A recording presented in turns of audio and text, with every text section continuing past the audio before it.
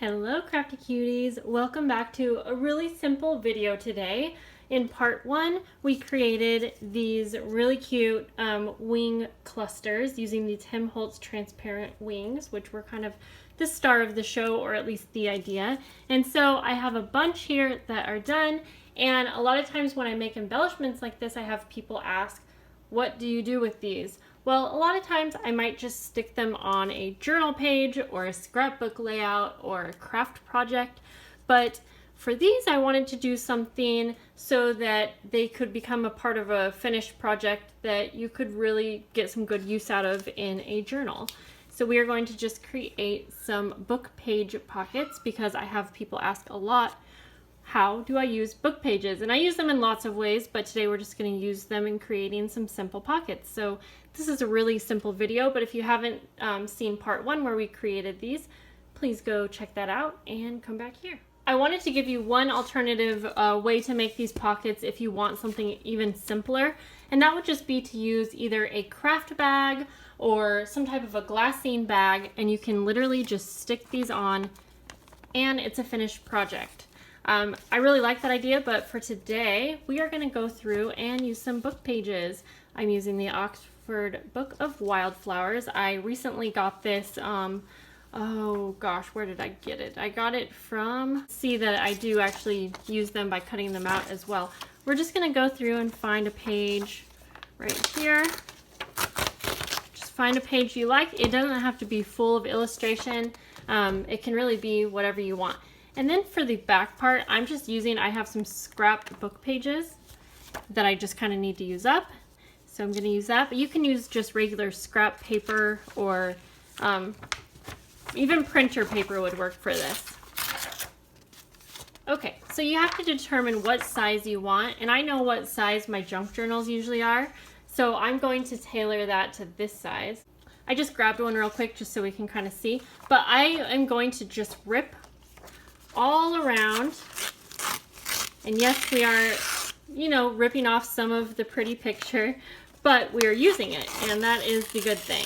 And I will save these scraps for some type of a future project.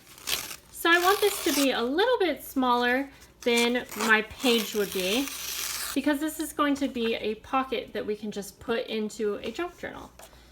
And then of course we want this to be right around the same size, and I'm actually, just to kind of make this quick, just going to use some scissors so I don't mess it up, and I'm going to make this just a little bit bigger just because I like the look, but you can make your backing page be the same exact size.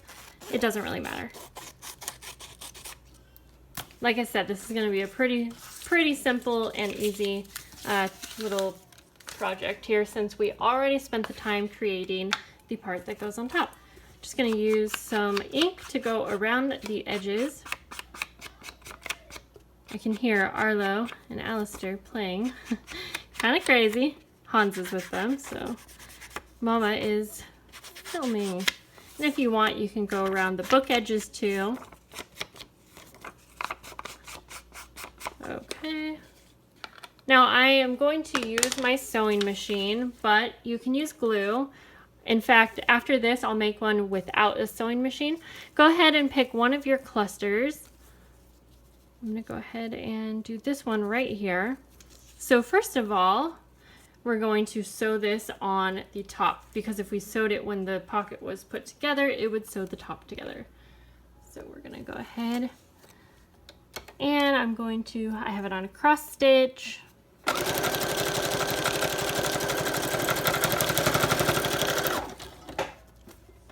All right, and then simply we are going to take our two pieces of paper, put them together, and just sew around. So this is a super simple pocket. Now you could do so many things with these pockets. You could put a pocket on the front of it. You can make it a double pocket.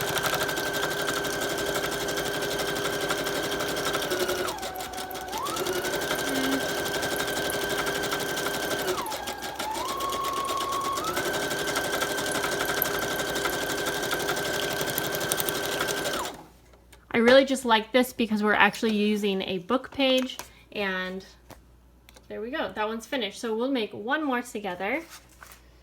And we will do that with a no-sew method. And you can make these embellishments without sewing as well. I would probably use a stapler in place of the sewing, but it's totally, ooh, this is pretty. So I'm gonna go ahead and tear this out. And then we need our second page. Okay. And I'm going to try to not tear off too much of the top here. I like the torn look a lot, but if you are much neater than me, by all means, you can cut it nice and pretty. Okay, I need this a little thinner.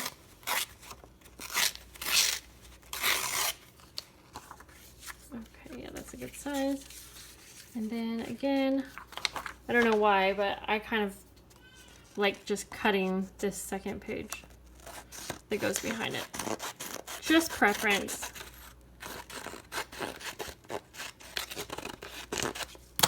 Okay, good enough. We have lots more scraps to add to our scrap pile, that's for sure. And now we are going to use glue. All right, my glue was not working. You guys are probably gasping at the thought of me using a different glue. And if you're new, you might not know, but I usually only use the Tombow Mono Aqua Glue because it's my favorite. But I tried this one and I kind of like it. But anyways, I got a little bit there. So then we have the 3 sides glued. We will go ahead and just glue that down. And go ahead and pick an embellishment. I like this one because it has a little bit of purple in it. And we're just going to glue that straight down. And there you have your simple pockets. There we go. You can also, you know, add these strips down to the bottom if you like. Again, totally preference. This is just to give you an idea of how to use your book pages. And there we go. I hope that you guys enjoyed this idea in this video. And if you did, please give it a thumbs up. And I will see you guys in the next video. Bye, guys.